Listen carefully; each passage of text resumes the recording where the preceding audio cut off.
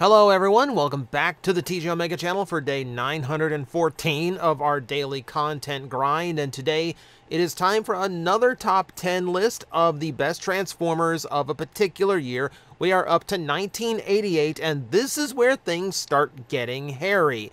The Transformer brand at this period is officially going downhill, and Hasbro is throwing things at the wall just to see what will work. 1988 is the year that Headmasters downsized, so did Target Masters. Power Masters started to actually get a little bit more prominence amongst the gimmick brands. It was the first year that we introduced Micromasters that'll probably dominate the next list or two. Yes, this is the year of the Pretenders debut. But to make this even more complicated, it's the first year that Takara is putting out brand new design Transformers exclusively for their market. So starting with this year, we have to pay attention to both America and Japan's releases to make these lists, and down the line we'll have to look at Europe as well, because everyone started to do something different. But for now, I've done my best to come up with what I think are the top 10. Keep in mind, it's all just a matter of taste and opinions, and it's very likely my list is going to look different from yours, especially if you are a big Pretender fan, because I'm going to be honest, not much shown here, but you'll see. So, that said, in this humble Transformer reviewer's opinion, these are the top 10 toys of 1988. And we are going to start with the Pretender, and I'll get it out of the way right now. I really prefer the Decepticon Pretenders, because big, gigantic spaceman doesn't seem like it's doing much pretending, but Decepticons don't have to bother with that. So I thought the monster Pretenders they turned into made a lot more sense, and they had a lot more fun with the designs. Case in point, Bomb Burst. Out of all of the Decepticon Pretenders, this is absolutely my favorite design. I love this little, like, bat gremlin that he turns into, but also just really striking design. I like the bones crossing through onto his chest. You know, that blood red color in the middle works really well for the bat motif. Just a really striking design, and like I think all of them, like the others also had somewhat solid designs, but nothing hits me the way that Bomb Burst does. Admittedly, the vehicle mode and the inner robot do kind of strike me very similar to how the others kind of worked. You know, it very much looks like a thin robot in a yoga pose. But it still pulls it off okay, and I do like the color scheme on the inner robot, so I'll give it credit for that. Also, a bat having a flying alt mode makes a lot more sense than some Pretenders ended up doing. I don't know why the iguana's a motorcycle, but you know what, we'll roll with it.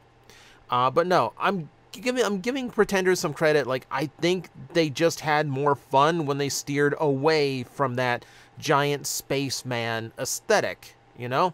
So I'll give this one to Bomb Burst, one of my personal favorites. 1988 was also the last year we were going to get a traditional combiner with the actual Scramble City style connection points, but they tried to go all out with it because the combiner itself, Piranacon, does a ton. It's a 6-member team that only needs 5 to combine, which means whoever's left gets to be a giant target master for the combiner, which is a cool gimmick. It's a cool way of twisting it up. But if you ask me, Snaptrap in the center is an absolute standout. Number one, I just like the color scheme. I mean, it's very much about to reach into what would become iconic of the 90s with those bright pinks and neon colors. But I love the overall look and aesthetic. He's one of the more powerful looking combiner torso characters.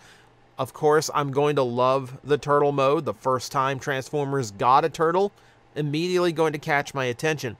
But I like that not only does he look good on his own as just a big old turtle transformer, I love that they worked in that gimmick with that like dual firing cannon barrel on the back. That was actually a really cool little gimmick to work in, on top of the fact that it turned into a really solid torso mode for its combiner.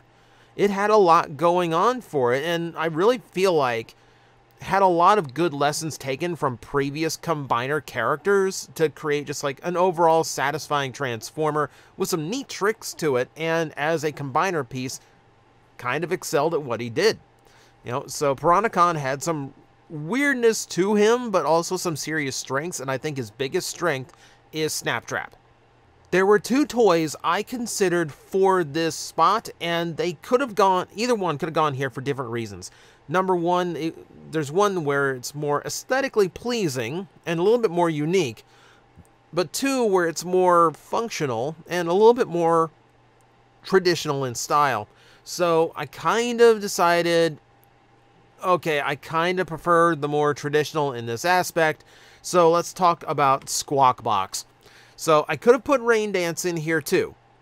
I could have put the Autobot version, but there's something about the cassettes turning into little micro vehicles that does not quite hit with me the same way as turning into animals. Not only is that the more traditional design for a combiner set, but also I just think it functions better as individual toys. So for me, it makes more sense, and I personally just like the pair more than I do the Autobot pair. So, besides the fact that they do present something a little bit unique, I mean, Beast Box, we hadn't had a gorilla yet, so that worked out. And then Squawk Talk is another bird, but it's more eagle than condor.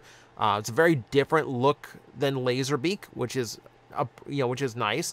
But you also have the combine mode, which I personally like, and the idea of cassettes combining into a total robot mode is a really cool one that they should have hit on a lot sooner.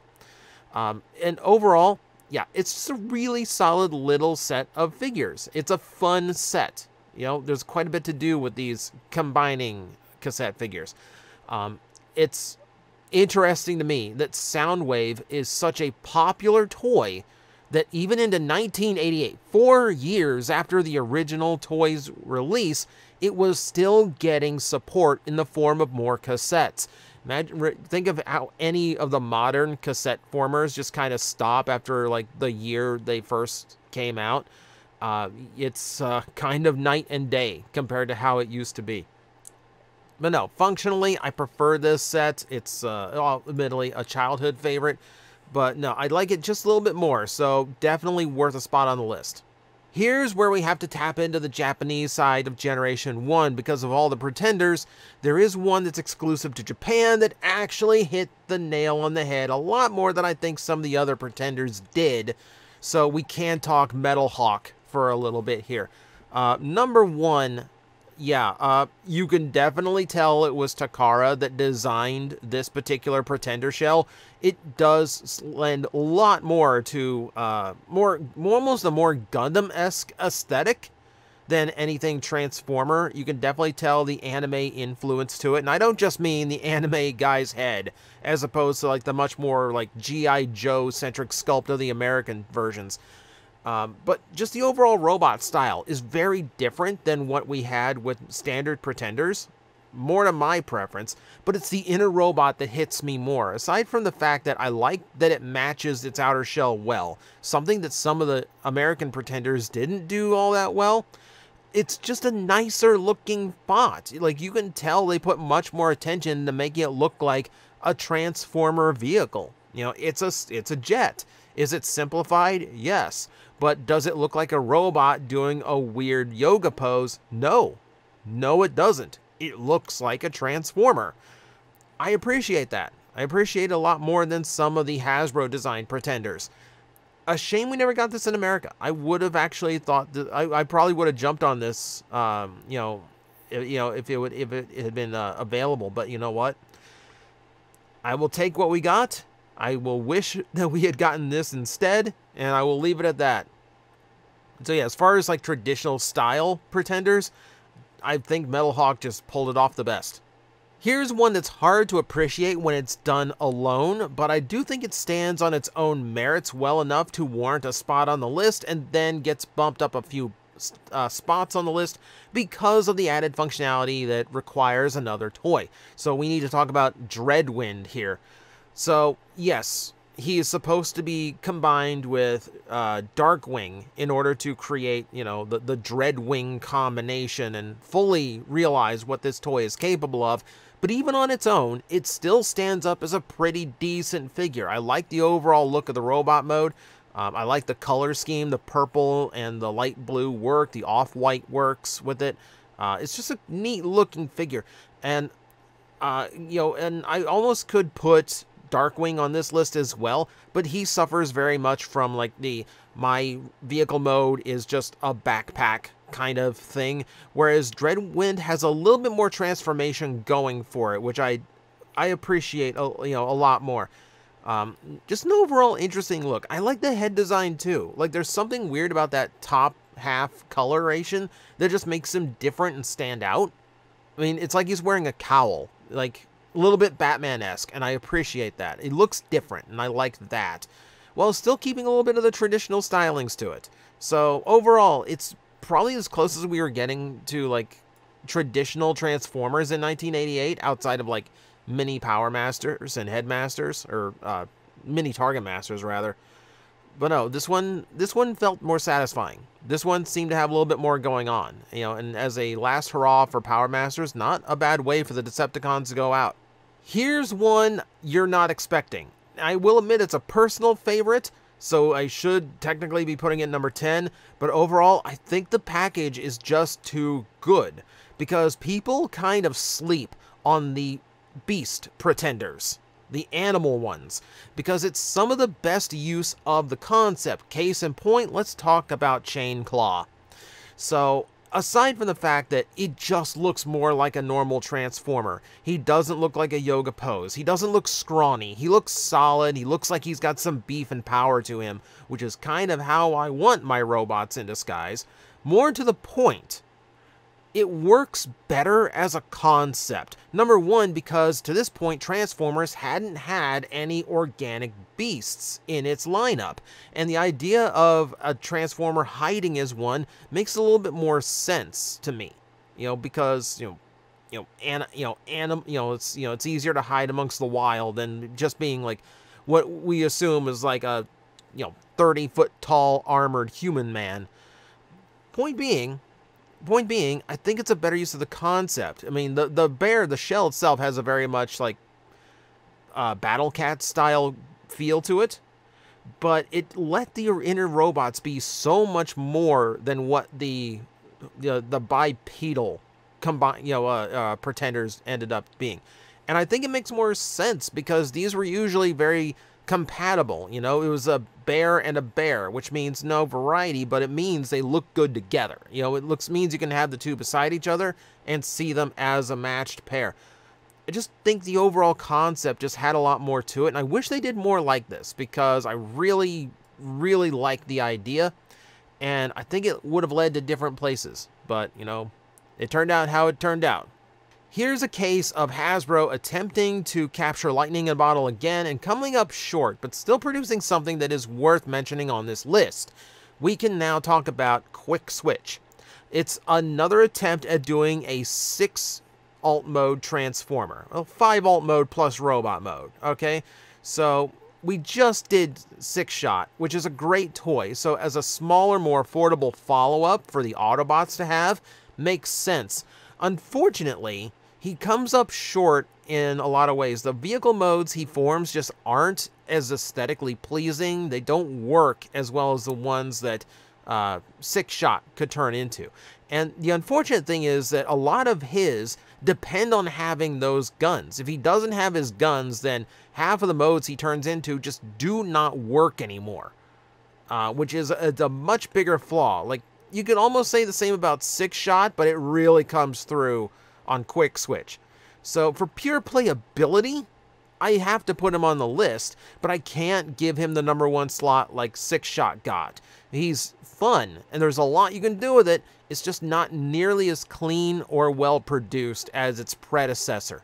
That said, it's still a lot to do. There's some modes that definitely set it apart from what 6-Shot could do. It has a rare aquatic mode for a Transformer. That's kind of nice. But still, fun for what it is. Not quite up to what it was trying to live up to, but still enjoyable in its own right. I will admit I got a little ahead of myself when I talked about the Dreadwing being how the Decepticon Power Masters went out, because there is one that is higher up on the food chain and is just an overall just far more interesting idea and satisfying toy. That's going to be double dealer.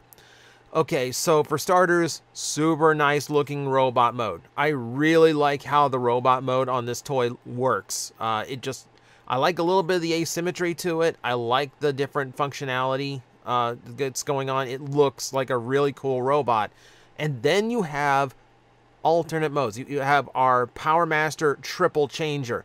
Love both of the modes, by the way. I know that is a really fat vulture. I still really like that vulture. I will still stand up for that vulture. And then, yeah, the missile truck, very cool alt mode. Hadn't really had that in Transformers before. Really like that. And just the idea. Just the idea that he's got a Power Master for a Decepticon mode and a Power Master for a Autobot mode. And, it just creates a more unique play pattern. It's like one of the first times we ever had a faction switcher. That really was a faction switcher. You had that kind of with Punch Counter Punch, but he's an Autobot with a disguise. This is just straight up a neutral party that is just in it for himself. So it creates a cool character too, and the design really pushes that character. Yeah, really fun toy. Really fun toy. With kind of a shame the modern versions haven't stuck the landing on this one as well, but you know what? Still cool.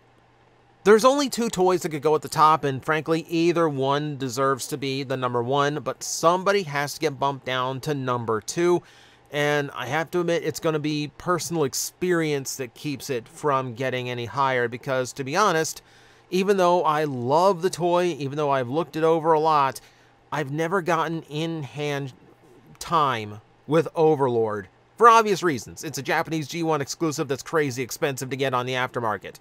But point being, I love this toy. I absolutely love this toy. I've only gotten to witness and experience a little bit of it at conventions, and that's basically it. But I love the opportunity. Love the look of the character, love the design, the colors all work for me. The double Godmaster, great use of the concept, just to kind of push it just a little bit farther. And then you've got super cool jet mode, nice tank mode, combines into the big Micromaster base, which is probably one of the better base modes that we've gotten to. Like, it's just a big fun play pattern figure, and then, yeah, just unique robot. Like, I love this toy overall. If I had gotten more experience with it, if I had been able to be more hands-on with it, it could potentially be number 1 on this list. And by all rights, it probably should be, because admittedly, it's got more functionality and more variety than what I did put at number 1. However, it's just not one that I've gotten enough playtime with to really say, yeah, it is the best toy of 1988. It is a holy grail of mine. Next eBay sale, I might just pull the trigger if it does well enough. But for now, respectable second place, potentially number 1. There really is only one thing I can put at number 1. No shock here. And if you know your toys from 1988, there really is only one option. Welcome to the list, Power Master Optimus Prime. This is, again, a fantastic figure. The return of the Optimus Prime toy. The first time we'd really gotten a second redo of the same character. And the advent of the super mode. It wasn't enough that he was now a Power Master, but also we have to throw in a super mode that gives his trailer something to do. That said, his trailer also had a really cool base mode that I think is better than the original trailers, worked well with the upcoming Micromasters or any mini-bots he still happened to have around. Still had some trailer function to it, albeit very tight quarters inside. And then just an overall really good look all around, in every mode, let's say. In every form, he just looked like an upgraded and more powerful Optimus Prime, which is a great way of bringing the character back and having it realized to its full potential. It's just a really fun package. Now, this could very well be number 2 on the list, like I said, but my excuse to put it at number 1 is the fact that if you got the Japanese version, if we are not judging Power Master Optimus Prime, we're judging Super Jinrai, which means now you have to factor in the added functionality of like the hands being blue and sliding into his forearms, so he cleans up the vehicle mode and makes the super robot look a little better, and the fact that he's got some die-cast upgrades, etc., a few other upgrades too compared to the US version, and the ability to combine with God Bomber. Now you're talking about a toy that does a lot, and now I think you can get away with saying, yeah, it's definitely up there with Overlord, even if you've played with both. So, for now, could change, but at the moment, I'm willing to put Power Master Optimus Prime as the best toy of 1988. Or Super Jinrai, depending on how you look at it.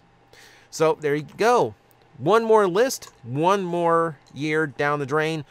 Wish me luck, because 1989 is where things start getting really rough.